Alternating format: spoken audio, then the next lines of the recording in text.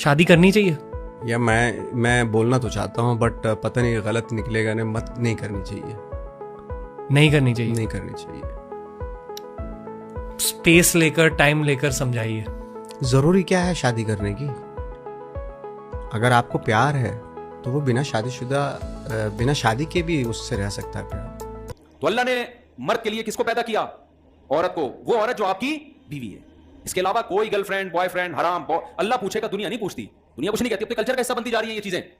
اللہ نہیں چھوڑے گا. میں حیران ہوتا تھا قرآن مجید میں جہاں اللہ تعالیٰ نے نکاح کا تذکرہ کیا نا, وہاں اللہ نے یہ بتایا کہ ولا متخذات اخدان, عورت کو بیوی بنا کے رکھو, اس کو دوست نہیں بنا سکتے. تو میں حیران ہوتا تھا کہ دوست کون بناتا ہے بھائی.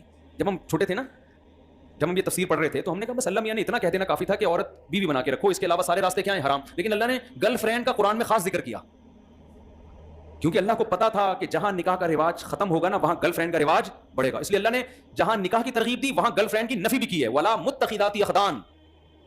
فرق اتنا ہے کہ اس زمانے میں چھپی دوستیاں ہوتی تھی, گرل فرینڈ ہوتی تھی چھپی ہوئی, کیونکہ بہت بڑی بےغیرتی سمجھی جاتی تھی یہ کہنا کہ میری گرل فرینڈ ہے. لوگ مارتے تھے, عرب کے مشرکین اس کو برداشت نہیں کرتے تھے, بولتے تو بہت پلید اور غلیظ انسان ہے, گرل فرینڈ رکھی ہوئی ہے. لہذا کسی کی گرل فرینڈ ہوتی تھی تو دنیا کو بتاتا نہیں تھا. اس لیے قرآن نے چھپی ہوئی دوستیاں کہا ہے. آج وہ دوستیاں چھپی ہوئی نہیں ہیں بلکہ کھل گئی ہیں. اس کا مطلب اتنے بے غیرت بن گئے کہ وہ دور جاہلیت میں جو زانی لوگ تھے نا, آج کا نوجوان ان سے بھی 2 قدم آگے نکل گیا. وہ بھی زنا کو چھپاتے تھے, دوستی رکھتے تھے عورت سے چھپ کے, دنیا کو پتہ نہ چلے. لیکن آج کیا بتا رہا ہوتا ہے یہ میری گرل فرینڈ ہے, تو بھائی ٹھیک ہے آپ کر لو. قرآن کہہ رہا ہے تمتعوا, اڑا لو مزے. آنا تم نے کدھر ہے؟ میری طرف ہے. اور کبھی اللہ کہتے ہیں میری طرف آنا ہے, کبھی کہتے ہیں آپ کی طرف آنا ہے, جہنم میں جانا ہے تم نے. تو اس لیے اب جب نوجوانوں کو منع کیا جائے گرل فرینڈ مت رکھو, کیا کہتے ہیں بھائی آج کل تو سب کی ہوتی ہیں. بھائی یہ کہاں فحش چیزیں نہ دیکھو, سب دیکھ رہے ہیں. اگر کسی کو لت پڑ گئی ہے بھائی توبہ کرو نا بھائی, بچنے کی کوشش کرو, کسی بزرگ سے اصلاحی تعلق قائم کرو. حضرت مجھے اس گناہ کی عادت پڑ گئی ہے, میں کیسے چھوڑوں, وہ بتائیں گے طریقے آپ کو. کچھ بڑھو تو صحیح, آگے کوشش تو کرو.